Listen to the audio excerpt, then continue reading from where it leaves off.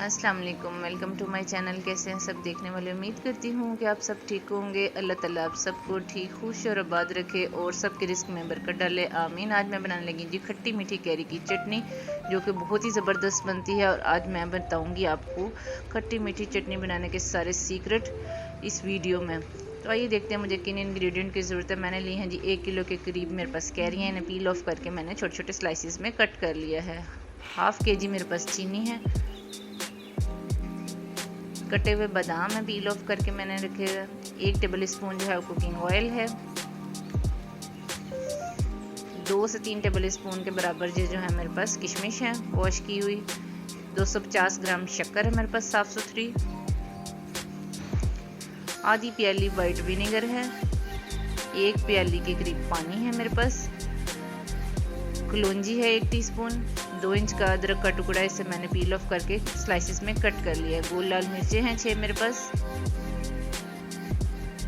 1 teaspoon के बराबर white जो है वो ज़ीरा है। चारों मगज़ हैं 1 टेबल स्पून और 1 टीस्पून के बराबर काला नमक है। तो आइए स्टार्ट करते हैं। वीडियो को आपने एंड तक देखना है। बिस्मिल्लाहिर्रहमानिर्रहीम, ताकि आपसे कोई भी पार्ट स्किप ना हो और आपकी रेसिपी ख़राब ना हो और आपको सारे राज जो हैं खट्टी मीठी चटनी के इसमें देखने को मिलेंगे। अब मैंने डाल दिया है इसमें ज़ीरा। हल्का सा ऑयल जो है वो गर्म हुआ है। अब मैं डालूँगी जी आप इसके अंदर गोल लाल मिर्चें। हल्का सा इसको मैंने बिल्कुल लो फ्लेम के ऊपर गर्म किया है और इसमें कलौंजी ऐड कर दिया। अब 1 मिनट हो चुका है। अब मैं इसमें डाल रही हूँ जी कैरियाँ मैंने 1.25 किलो ली थी ना, मैंने पील ऑफ करके गुठली निकाली तो ये 1 किलो रह गई हैं। अब मैं डाल रही हूँ इसके अंदर आधा किलो चीनी। टोटल इसके अंदर मीठा जो है वो 3 पाव जाएगा। आधा किलो जो है मैं चीनी यूज़ कर रही हूँ और 1 पाव मैं शक्कर यूज़ करूँगी, जो मैंने आपको इंग्रेडिएंट में बताई थी। अब मैंने कर दिया इसको मिक्स। अब 1 प्याली के करीब मैं इसमें पानी ऐड कर रही हूँ। अब इसमें काला नमक ऐड करूँगी। साथ ही साथ अब इसमें साफ़ सुथरी मैंने 1 पाव शक्कर ली है, वो डाल दी है इसमें और इसको करूँगी जी मिक्स। शक्कर डालने से इसका जो कलर है वो बहुत ही ज़बरदस्त और यूनिक सा आता है चटनी का।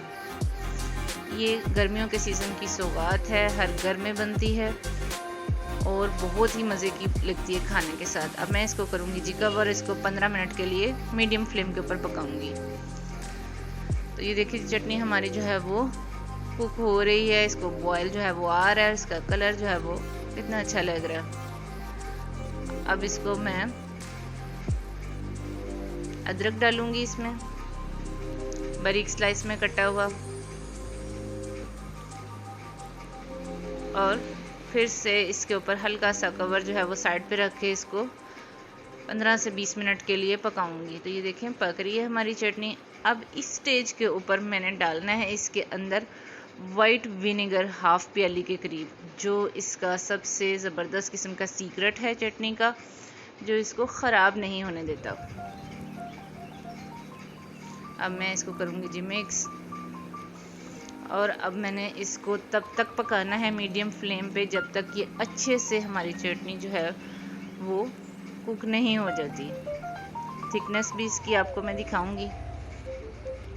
ये देखें 20 से 25 मिनट हो चुके हैं इसे पकते हुए। माशाल्लाह से इसका कलर जो है वो बहुत ही ज़बरदस्त किस्म का गोल्डन जो है वो आ चुका है और चटनी हमारी काफ़ी हद तक जो है वो कुक हो चुकी है। अब मैं ले रही हूँ एक मैशर। इसके साथ हल्का सा बिल्कुल इसको मैं मैश करूँगी ताकि इसके जो मोटे मोटे चंक्स हैं वो हल्के हल्के से मैश हो जाएं। बिल्कुल बहुत ज़्यादा भी नहीं इसे मैश करना, थोड़ा थोड़ा सा करना है।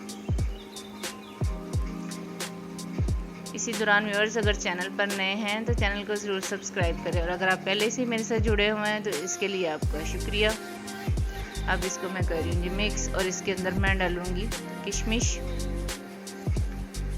चारों मगज़ और कटे हुए बादाम। इन्हें मैंने पील ऑफ करके बारीक बारीक कट कर लिया था। अब इसको करेंगे जी मिक्स। ये सारी चीज़ें जो हैं ये चटनी के अंदर बहुत ज़बरदस्त किस्म का टेस्ट लेकर आती हैं दोपहर के खाने के साथ।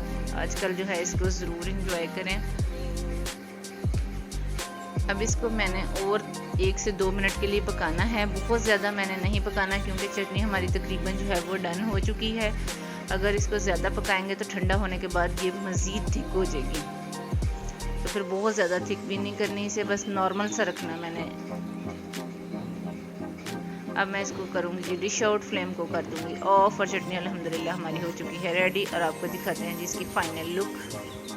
तो देखिए अल्हम्दुलिल्लाह हमारी खट्टी मीठी कैरी की चटनी जो है वो बहुत ही ज़बरदस्त किस्म की बनकर तैयार हुई है, जो कि समर सीज़न की सौगात है। आप इसको एयर टाइट जार के अंदर ठंडा होने के बाद बंद करके रखें और इसके अंदर गीला चम्मच आपने यूज़ नहीं करना, तो ये आपकी चटनी 6 माह तक ख़राब नहीं होगी फ्रिज में।